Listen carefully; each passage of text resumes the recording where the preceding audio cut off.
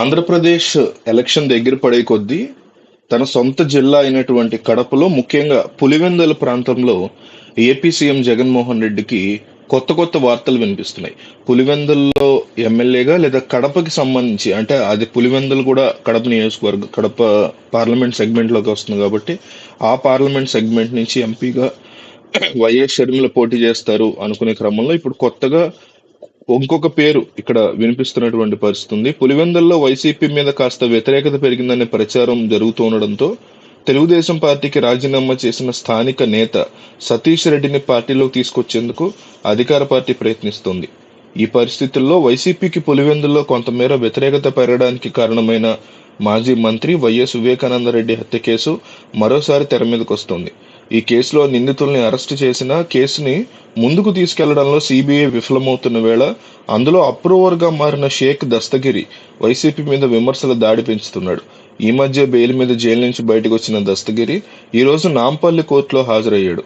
ఈ సందర్భంగా కీలక ప్రకటన చేశాడు. వచ్చే ఎన్నికల్లో ఆంధ్రప్రదేశ్ ముఖ్యమంత్రి జగన్మోహన్ రెడ్డి మీద తాను పులివెందుల ఎమ్మెల్యేగా పోటీ చేయబోతున్నాను, నామినేషన్ వేయబోతున్నాను అంటే ఇండిపెండెంట్ గా, మేబీ కాంగ్రెస్ పార్టీ జాయిన్ చేసుకోదు, ఎందుకంటే వివేకానంద రెడ్డిని చంపిందే ఇతను కాబట్టి కాంగ్రెస్ పార్టీ గాని ఇంకో పార్టీ గాని అతను తీసుకునేటువంటి పరిస్థితి లేదు. సో ఇండిపెండెంట్ గా అతను పోటీ చేసే పరిస్థితి అయితే ఛాన్స్ ఉంది.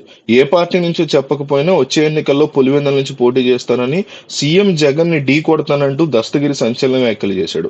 తనని భయభ్రాంతులకు గురి చేయాలని జగన్మోహన్ రెడ్డి, అవినాష్ రెడ్డి, భాస్కర్ రెడ్డి, శివశంకర్ రెడ్డి, మనోహర్ రెడ్డి లాంటి వారు కుట్ర పన్నుతున్నారని దస్తగిరి ఆరోపించాడు. వివేకా కేసులో నిందితులుగా ఉన్నవారిని కాపాడుతూ తనని టార్గెట్ చేసిన సీఎం జగన్ మీద పోటీ చేయాలని నిర్ణయం తీసుకున్నట్టు దస్తగిరి తెలిపాడు. దస్తగిరి లాంటి వాళ్ళు, అంటే వివేకానంద రెడ్డిని చంపింది డెఫినెట్లీ దస్తగిరితో పాటు ఇంకొక ఇద్దరు ముగ్గురు ఉన్నారు. వీళ్ళందరి వెనకాల భాస్కర్ రెడ్డి, అవినాష్ రెడ్డి ఉన్నారు అనేది సిబిఐ తన అఫిడవిట్ లో కూడా పేర్కొంది. అయితే ఇటువంటి వ్యక్తుల్ని జగన్ సపోర్ట్ చేస్తున్నారు అని ప్రతిపక్షాలు గాని కొంతమంది గాని ఆరోపిస్తుంటారు. ఈ నేపథ్యంలో ఏపీ సీఎం జగన్మోహన్ రెడ్డి మీదే ఆయన దస్తగిరి పోటీ చేస్తా అంటున్నాడు అంటే పరిస్థితి ఎంతవరకు వెళ్ళింది, వీళ్ళకి ఏమైనా గొడవలు వచ్చాయా, లేకపోతే నిజంగానే వీళ్ళకి ఎటువంటి ఇన్వాల్వ్మెంట్ లేకపోవటం వల్ల దస్తగిరి వీళ్ళకి యాంటీగా మారుతున్నాడు అనేది మనకు ఇక్కడ ప్రశ్న. అయితే ఏ పార్టీలోనూ జాయిన్ చేయడం అనేది మాత్రం జరగదు, ఎందుకంటే ఫర్ ఎగ్జాంపుల్ వర్స్ట్ కేస్ సినారియోలో అతను షర్మిల ఉన్న కాంగ్రెస్ పార్టీలో చేరాలి. షర్మిల ఉన్న కాంగ్రెస్ పార్టీలో చేరితే అది కంప్లీట్ గా చాలా పెద్ద తప్పు అవుతుంది. తన చిన్నాన్నని చంపినటువంటి వ్యక్తి, చంపమని ఎవరు చెప్పారని తర్వాత, ముందు చంపాడు కదా, చంపిన వాళ్ళు అతను కూడా ఉన్నాడు కాబట్టి, సో తన చిన్నాన్నని చంపిన వాళ్ళని తన పార్టీలో జాయిన్ చేసుకున్నట్టు అవుతారు షర్మిల, కాబట్టి ఆవిడ డెఫినెట్లీ జాయిన్ చేసుకోరు.